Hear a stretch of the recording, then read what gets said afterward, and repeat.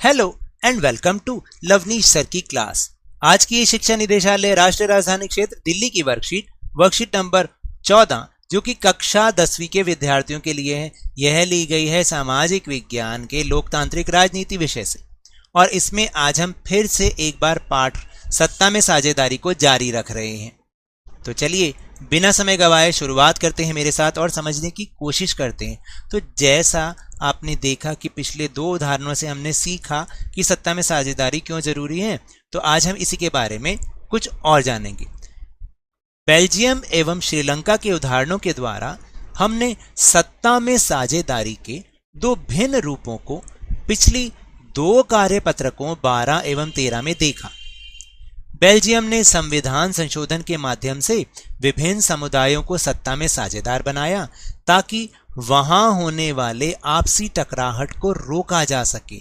तो आपने देखा था ना कि बेल्जियम ने समझदारी करते हुए अपने संविधान में बदलाव किया जिससे कि वहां रहने वाले विभिन्न भाषाई समुदायों को सत्ता में साझेदार बनाया गया और उनके बीच होने वाले आपसी टकराव को रोका गया। लेकिन श्रीलंका में क्या हुआ, 1956 के कानून के द्वारा बहुसंख्यकवाद को बढ़ावा दिया। उसने किस चीज को बढ़ावा दिया कि वहां पर जिस भाषा को बोलने वाले लोग ज्यादा रहते थे तो वही उन्हीं का ही दबदबा बनाए रखा, जिस कारण वहां तमिल बेगानापन महसूस करने लग गए और वहां गृह युद्ध छिड़ गया जो कि आज तक भी चल रहा है। इसलिए सत्ता में साझेदारी आवश्यक है। सत्ता की साझेदारी के पक्ष में निम्नलिखित तर्क दिए जा सकते हैं, यानी सत्ता में साझेदारी क्यों जरूरी है इसके बारे में कुछ ना कुछ तर्क दिए जा सकते हैं। तो चलिए अब हम उन तर्कों को समझने का प्रयास करते हैं। तो देखिए सत्ता में साझेदारी क्यों जरूरी है, आखिर इसकी क्या आवश्यकता है। तो इसके लिए दो तर्क दिए जा सकते हैं और ये बोर्ड पॉइंट ऑफ व्यू से बहुत इंपॉर्टेंट है और पेपर में 3 मार्क्स का ये क्वेश्चन आता है। एक तो होते हैं युक्तिपरक तर्क। युक्तिपरक तर्क का मतलब ये है कि ये एक युक्ति है, यानी एक तरकीब है सत्ता में साझेदारी ताकि लोगों में आपसी टकराव को दूर किया जा सके। जैसे कि विभिन्न सामाजिक समूहों के मध्य ये आपसी टकराव को कम करती है। जो सत्ता में साझेदारी होती है ना भाई, आप देखिए जब लोकतंत्र में सरकार का चुनाव होता है तो उसमें विभिन्न सामाजिक समूहों को सबको समान अवसर उपलब्ध किया जाता है कि वो आए और सरकार में शामिल होकर अपने समूह के लिए, अपने सामाजिक समूह के लिए काम करें। तो इससे क्या होता है, उनके बीच जो आपसी टकराव होता है वो अपने आप से कम हो जाता है। फिर दूसरा जो सत्ता में साझेदारी के लिए युक्तिपरक तर्क है वो ये कि ये राजनीतिक व्यवस्था को स्थायित्व प्रदान करती है। यानी कि कहने का मतलब ये है कि जब आपसी टकराहट ही नहीं होती तो राजनीतिक व्यवस्था भी स्थायी रूप से अपना पूरा टर्म पूरा करती है और उसके बाद फिर दूसरे लोग आ जाते हैं, तो एक तरह से स्थायित्व प्रदान करती है। फिर नैतिक तर्क क्या है, आखिर सत्ता में साझेदारी के नैतिक तर्क क्या है कि क्यों होना चाहिए। देखिए सत्ता में साझेदारी लोकतंत्र की आत्मा है। जैसे मैंने आपको पहले भी समझाया था ना कि अगर लोकतंत्र है तो सत्ता में साझेदारी जरूर है। जैसे शरीर के साथ आत्मा वैसे ही लोकतंत्र के साथ सत्ता में साझेदारी, क्योंकि लोकतंत्र लोगों का राज है, एक व्यक्ति का राज नहीं है। इसलिए जब भी सरकार बनेगी तो उसमें जो पावर्स होंगी उनको तो शेयर किया ही जाएगा। दूसरा ये सरकार को वैधता प्रदान करता है, यानी सत्ता में साझेदारी जो है वो सरकार को वैलिड बनाती है। तो अब आपको समझ में आए कि दो तर्क क्या हैं, युक्तिपरक तर्क और नैतिक तर्क। अब इसके बाद हम समझेंगे कि सत्ता में साझेदारी का स्वरूप क्या है, यानी हमें किन किन रूपों में सत्ता में साझेदारी देखने को मिलती है। तो देखिए सत्ता में साझेदारी का क्या स्वरूप है, किस रूपों में हमें वो देखने को मिलती है। पहला जो होता है उसको हम कहते हैं सत्ता का ऊर्ध्वाधर वितरण। क्या कहते हैं, सत्ता का ऊर्ध्वाधर वितरण।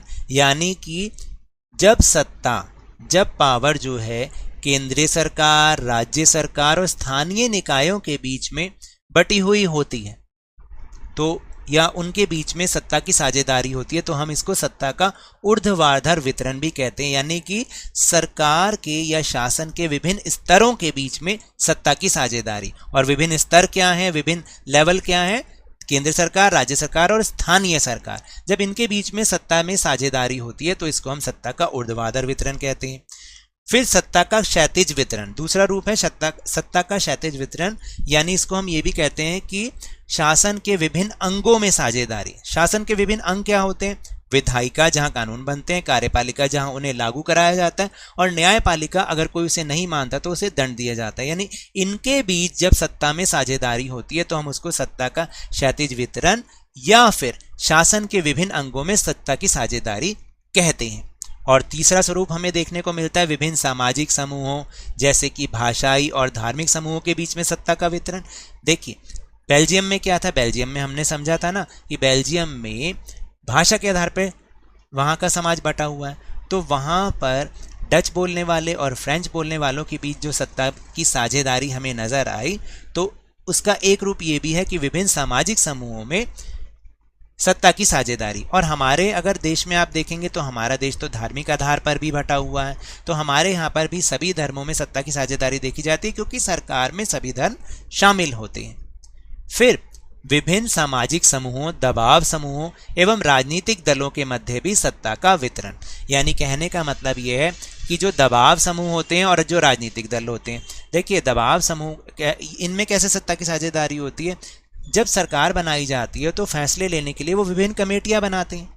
अब उन कमेटियों में जो दबाव समूह होते हैं उनके भी सदस्य शामिल होते हैं, सरकार उनसे बात करती है और फिर मिलकर फैसला लेती है। तो सत्ता में साझेदारी का स्वरूप एक ये भी है कि विभिन्न सामाजिक समूह और दबाव समूह में व राजनीतिक दलों के बीच में सत्ता का वितरण या सत्ता की साझेदारी।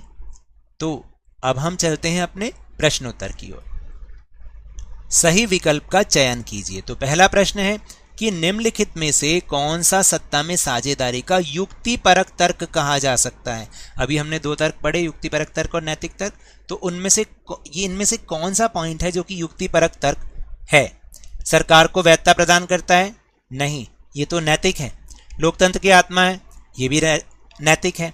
यह राजनीतिक व्यवस्था को स्थायित्व प्रदान करता है, या इनमें से कोई नहीं।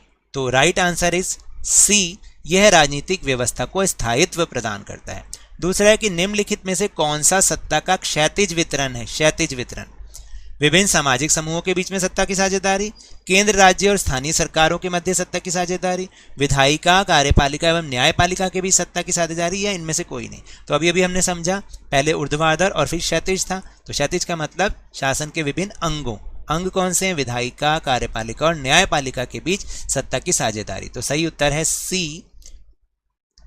इस तरह से हमें इनको समझना है। तो ये तो थी आज की वर्कशीट। अगर मेरे इस तरह समझाने से अब आपको समझ में आने लगा है ना, तो इस चैनल और वीडियो को लाइक कीजिए, शेयर कीजिए और सब्सक्राइब भी कीजिए, और जल्दी से जल्दी आपके अपने इस चैनल को 50 यानी 50,000 तक पहुंचा दीजिए।